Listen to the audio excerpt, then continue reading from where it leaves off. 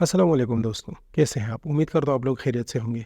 मेरा नाम है ज़ुहैब अहमद और आप देख रहे हैं मेरा यूट्यूब चैनल माइंड अनब्लॉक्ड। अच्छा, आज मैं एक असाइनमेंट की सोल्यूशन के साथ हाजिर हूँ। सब्जेक्ट का नाम है introduction to network design and analysis और कोड है CS206। इसकी डेडलाइन जो है वो 21 नवंबर 2023 है। अच्छा, तो यहाँ पर सर ने कुछ रूल्स बताए हुए मार्किंग के, इनको आप देख लीजिएगा। इसके अलावा अगर आपने इनलाइन सबमिशन करनी है इस सोल्यूशन की, तो उसके लिए भी मतलब तरीका बयान किया गया है, लेकिन कोई ज़रूरत नहीं है। इसमें आपने सिर्फ 2-3 लाइन ही वहाँ पर लिखनी है। अच्छा, कुछ ख़ास है नहीं इसमें। अच्छा, ऑब्जेक्टिव क्या है इस असाइनमेंट का कि कुछ कॉन्सेप्ट है जैसा कि network design, ARP, MAC address और IP एड्रेस वगैरह। तो इसको समझना मतलब इसका मकसद है, ऑब्जेक्टिव है। तो हम क्वेश्चन नंबर 1 की तरफ आ जाते हैं। क्वेश्चन नंबर 1 में हमारे पास क्या है कि हमें एक डायग्राम दिया गया है जिसमें स्विच 1 है और स्विच 2 है, और उसके साथ कुछ होस्ट अटैच हैं। ठीक है ना, स्विच 1 के साथ H1 और H2 अटैच हैं और स्विच 2 के साथ H3 और H4 अटैच है। यहाँ पर नीचे हमें एक टेबल दिया गया है और उसमें तमाम जो डिवाइसेस हैं मतलब होस्ट हैं उनके जो है मैक एड्रेस दिए गए हैं। अच्छा, अब क्वेश्चन ये है कि अगर एक होस्ट जो कि H3 है, ये किसी फ्रेम को जो है वो सेंड करता है, और जिसके डेस्टिनेशन एड्रेस जो है वो कुछ इस तरह से होगा। ठीक है ना, तो क्वेश्चन ये बनता है कि कौन इसको रिसीव करेगा, मतलब कौन सा डिवाइस इसको रिसीव करेगा। ठीक है ना, तो ये आपके जहन में होना चाहिए। ये जो डेस्टिनेशन एड्रेस जो सेंड किया गया है H3 की तरफ से, इसको हम कहते हैं ब्रॉडकास्ट मैक एड्रेस। ठीक है ना, और ये एड्रेस जो होते हैं ब्रॉडकास्ट डोमेन में मौजूद तमाम डिवाइसेस को सेंड किया जाता है। तो हमारे पास ये एक डोमेन है बना हुआ है जिसमें 2 स्विचेस हैं हमारे पास, और 2 इसमें हमारे पास मतलब स्विच 2 कनेक्टेड है इन 2 होस्ट के साथ और ये इन 2 होस्ट के साथ। तो अगर H1 जो H3 जो है वो कोई भी मतलब डेस्टिनेशन एड्रेस वो पैदा करता है, ठीक है ना, तो वो सारों को रिसीव होगा। मतलब वो यहाँ से आएगा स्विच 2 में, स्विच 2 और स्विच 1 एक दूसरे के साथ इंटर कनेक्टेड है। तो फिर वहाँ से वो फ्रेम जो है मतलब डेस्टिनेशन एड्रेस वो H2 और H1 और H4 में चला जाएगा।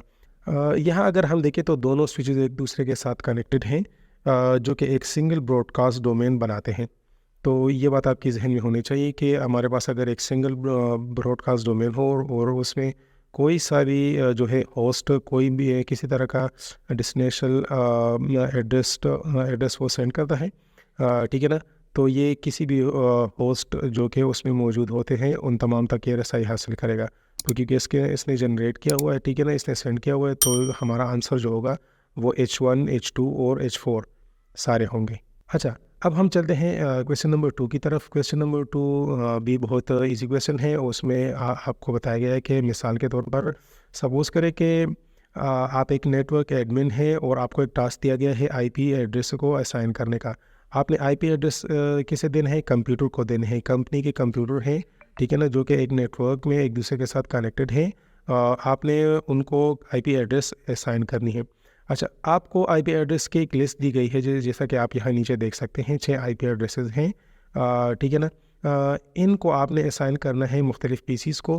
तो आपने अपना आंसर लिखना है कि PC नेम और IP एड्रेस कौन सा आपने किस PC को देना है। अच्छा, तो अगर ये जैसा कि हम देख रहे हैं ये हमारे पास एक सिंगल डोमेन है, तो इसमें हमारे पास 3 कंप्यूटर जो है बतौर होस्ट वो कनेक्टेड हैं एक स्विच के साथ। तो इन्होंने एक सिंगल नेटवर्क डोमेन बनाया हुआ है। अच्छा, अगर हम यहाँ देखें तो हमें जो 6 IP एड्रेस दी गई हैं, तो किसी भी होस्ट को जो IP एड्रेस दिया जाता है तो इनमें कुछ बातों को मद्देनज़र रखा जाता है जिसमें मतलब नेटवर्क सेगमेंटेशन इसमें होनी चाहिए, ठीक है। इसके अलावा नेटवर्क सेगमेंटेशन की बात होनी चाहिए, का ख्याल रखना चाहिए। पॉसिबल कॉन्फ्लिक्ट्स इसमें हो सकते हैं, ठीक है ना, कभी कभार में कॉन्फ्लिक्ट्स भी हो जाते हैं। इसके अलावा नंबर ऑफ़ होस्ट कितने हैं, मतलब इसमें हमारे केस में हमारे पास 3 नंबर ऑफ़ होस्ट हैं। और जो सबसे अहम बात है वो ये है कि हमारे पास सेम सबनेट होना चाहिए। अगर हमारे पास सबनेट जो है वो सेम हो तो फिर से कम्युनिकेशन के को फैसिलिटेट किया जा सकेगा। तो मैं आपको सबनेट के हवाले से बताता हूँ। सबनेट हमारे पास IP एड्रेस का ये जो हिस्सा आपको नज़र आ रहा है, इसको हम सबनेट कहते हैं। तो ये सेम होना चाहिए। तो हम देखते हैं कि नंबर 1 को अगर हम देखें तो उसका सबनेट हमारे पास 192.168.5 है। इसके अलावा दूसरे का भी इसी तरह है, तीसरे का अलग है, ठीक है ना, चौथे का भी अलग है, और हमारे पास ये जो आईपी एड्रेस है ये भी सेम है, और 6 वाला भी सेम है। तो हमारे पास ये तो दो तो निकल गई, ठीक है ना, ये अलग है। अगर हम ये देंगे तो इसके लिए फिर हमें राउटिंग की ज़रूरत होगी, तो हम राउटिंग नहीं करना चाहते इसमें। तो हमारा आंसर तो 1, 2, 5 और 6 में से होगा। तो एक और को हमने इसमें से निकालना है, तो वो कौन से को निकालना है। तो मैं यहाँ आपको एक बात बताता चलूँ, क्योंकि ज़ीरो हमारे पास यहाँ पर कोई वैल्यू शो नहीं करती।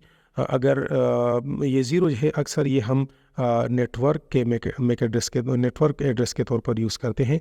इसको हम होस्ट के मतलब आईपी एड्रेस के तौर पर इसको हम यूज़ नहीं कर सकते।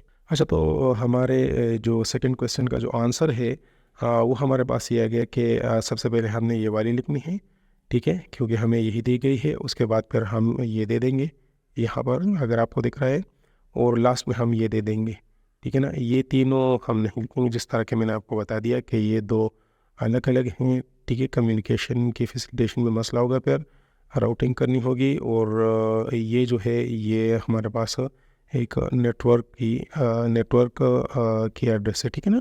इसको हम बतौर नेटवर्क एड्रेस यूज़ करते हैं, इस वजह से हम इन तीनों को यूज़ नहीं करेंगे। तो ये हमारे पास आंसर हो गया। तो दो आंसर आपके पास आ गए। अच्छा दोस्तों, अगर आपको वीडियो अच्छी लगी हो तो प्लीज़ लाइक, शेयर और कमेंट ज़रूर कीजिएगा, सब्सक्राइब कर दें। बहुत मदद मिलती है आपके शेयर करने से और सब्सक्राइब करने से। आप लोग का बहुत बहुत शुक्रिया। उम्मीद है आप लोग ज़रूर हमारी भी हेल्प करेंगे। शुक्रिया।